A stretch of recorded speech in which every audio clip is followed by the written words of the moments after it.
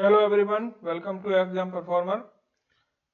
आज हम PYQ series में साइंस के ही फिजिक्स के क्वेश्चंस को अटेम्प्ट करेंगे। तो ये हमारा 14वां पीवाईक्यू है। ठीक है, और चलिए शुरुआत करते हैं इस पीवाईक्यू सीरीज की। निम्नलिखित में से निम्नलिखित कथनों पर विचार कीजिए। पहला स्टेटमेंट है, कम लंबाई की बांसुरी से निम्न आवृत्ति की तरंगें उत्पन्न होती हैं।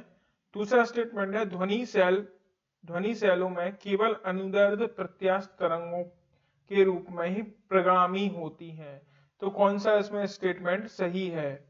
तो इसमें आपका स्टेटमेंट जो 2 है ये आपका सही है कि ध्वनि जो है वो अनुदैर्ध्य तरंगों के रूप में, प्रत्यास्थ तरंगों के रूप में वो सेल यानी कि चट्टानों में से गुजरती है या निकलती है उसमें से। तो इसका सबसे अच्छा एग्जांपल जो है वो आपको भूकंप याद है ना। भूकंपीय तरंगों के रूप में ये जो है गमन करती है एक माध्यम से दूसरे माध्यम में, ठीक, प्रत्यास्थ तरंगों के रूप में। अब अगर हम बात करें यहां पे पहले स्टेटमेंट की, तो कम लंबाई की बांसुरी से निम्न आवृत्ति की तरंगें उत्पन्न होती हैं, तो ये गलत है।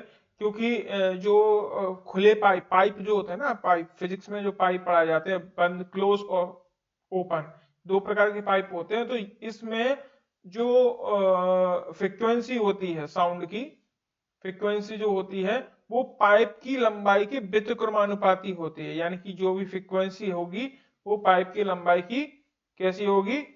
व्युत्क्रमानुपाती। अगर ऐसे ये कम लंबाई की बांसुरी है तो इसमें जो आवृत्ति यानी कि फ्रीक्वेंसी होगी वो अधिक होगी, उच्च आवृत्ति की निकलेगी, हाई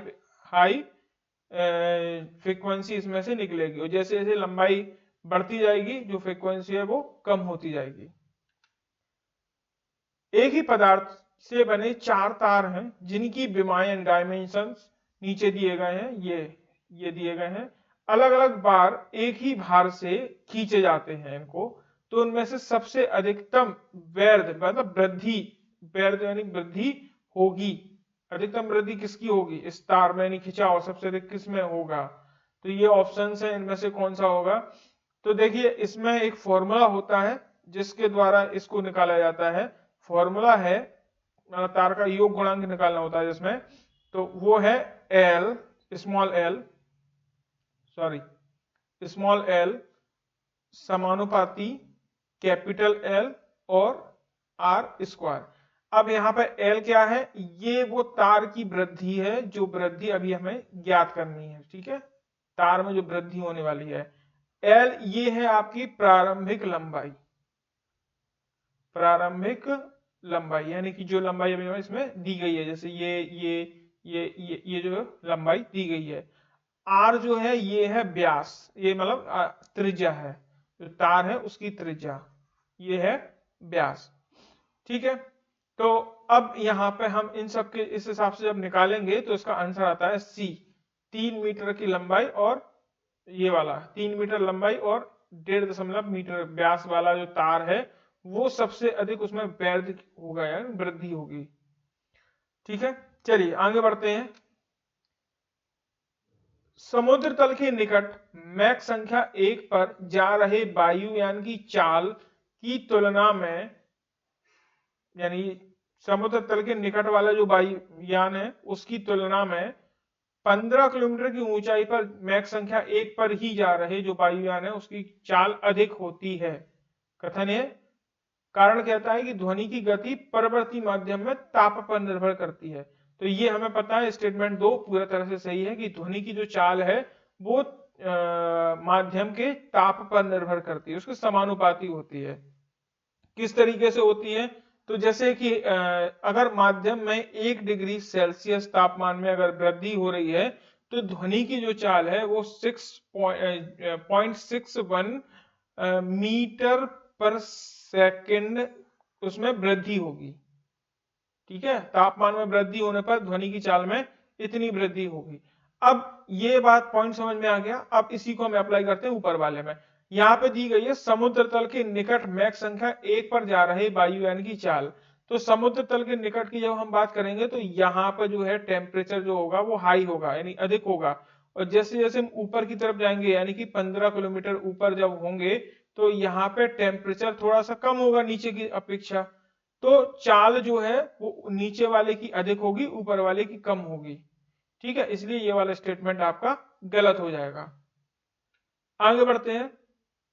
नीचे दिएगा समान पात्र ए बी सी हैं, इनमें एक में पानी जल भरा हुआ है, एक में पारा, एक में मिट्टी का तेल, एक ही स्तर तक भरे हुए हैं। तीनों पात्रों के आधार पर समान टोटी लगाई गई है और तीनों टोटी एक साथ खोली जाती हैं, तो कौन सा पात्र सबसे पहले खाली होगा? तो देखिए इसमें आपका आंसर हो जाएगा बी, तीनों पात्र एक ही समय पर खाली हुए। क्यों? क्योंकि जो खाली होने का समय होता है, यानी कि जो पात्र जो होता है उसका खाली होने का समय वो किसी भी इनके पदार्थ पर निर्भर नहीं करता। ठीक है, ये एक फॉर्मूला होता है फिजिक्स में, इसमें आपको पढ़ा भी होगा। इस फॉर्मूले के अकॉर्डिंग कि जब भी हम किसी भी पदार्थ को, किसी लिक्विड को डालते हैं तो वो उसके निकलने की जो गति है वो निर्भर किस पर करती है? एक तो जैसे ये एक लिक्विड है तो कहां तक वो उसको फिल किया गया है, तो ये तीनों ही एक समान है। ठीक है, दूसरा जिस छिद्र से वो निकल रहे हैं उसका अनुप्रस्थ काट कितना है, उसके छिद्र की जो निकास छिद्र है वो कितना, मतलब छोटा है बड़ा है, इस प्रकार से निर्भर करता है। तो तीनों ही टोटी सेम है, समान ही अनुदैर्ध्य की है, तो इसलिए इस पर ही ये निर्भर करेगा। तो तीनों ही समान है, इसलिए ये जो लिक्विड है तीनों ये एक साथ ही खाली होंगे। पांचवा है, मानव शरीर की आंतरिक संरचना के अवलोकन के लिए प्रयोग में आने वाली परिकलित टोमोग्राफी के लिए कौन सी प्रयोग में लाई जाती है? तो इसमें आपका आंसर हो जाएगा एक्सरे।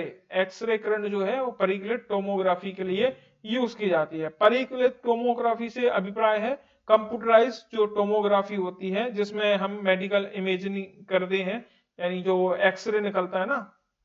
हाँ, तो इसमें एक्सरे में क्या होता है, पहले हम 2 डायमेंशनल, पहले पुराने जो एक्सरे होते थे वो टू डायमेंशनल फॉर्म में निकाले जाते थे, लेकिन अब बाद में फिर टू डी को 3D में कन्वर्ट किया जाने लगा और अब बिना चीर फाड़ के ही आराम से हम इसको देख सकते हैं। ठीक है, आगे चलते हैं। निम्नलिखित कथनों पर विचार कीजिए। यदि मैजेंडा कलर जो रक्तताप नील रोहित है, ये पीले कलर के साथ दो वृत्त एक दूसरे को काटते हो तो प्रतिच्छेद क्षेत्र में कौन सा रंग, लाल रंग होगा। ठीक है, दूसरा स्टेटमेंट है, यदि सियान यानी हरिताभ नीला, मैजेंडा रंग दो रंग के दो वृत्त एक दूसरे को काटते हो तो प्रतिच्छेद क्षेत्र जो है नीले रंग का होगा। तो ये दोनों ही स्टेटमेंट सही है, हाँ ये आंसर हो जाएगा सी। अगर आप यहाँ पे देखो, ये है येलो कलर, ये मैजेंडा है, ये सियान कलर है, तो येलो और मैजेंडा जब काटते हैं तो यहाँ पे आपको रेड कलर देखने को मिल रहा है, और यहाँ पे जब ये सियान और मैजेंडा एक दूसरे को काट रहे हैं तो यहाँ पे आपको ब्लू कलर देखने को मिल रहा है। ठीक है, तो आई थिंक समझ में आ गया होगा। तो ये फिजिक्स के 5-6 क्वेश्चंस थे जो 2007 में पूछे थे। आज ही मैं शाम को जो है बायोलॉजी के क्वेश्चन भी अपलोड कर दूंगा, तो आज 2 क्लासेस रहेंगी, इसका ध्यान रखिएगा। तो ये अभी हो जाएगी और एक शाम के वो 5 बजे अपना टाइम पर जो होती है वही होगी। चलिए मिलते हैं शाम को नेक्स्ट वीडियो में, तब तक के लिए धन्यवाद। और हाँ, एक चीज और, चैनल को सब्सक्राइब जरूर करिएगा, दोस्तों को बताइएगा, वीडियो को लाइक करिएगा, और जो भी कमेंट्स हैं आपके कमेंट बॉक्स में बताइएगा। चलिए मिलते हैं नेक्स्ट वीडियो में, तब तक के लिए धन्यवाद, थैंक यू।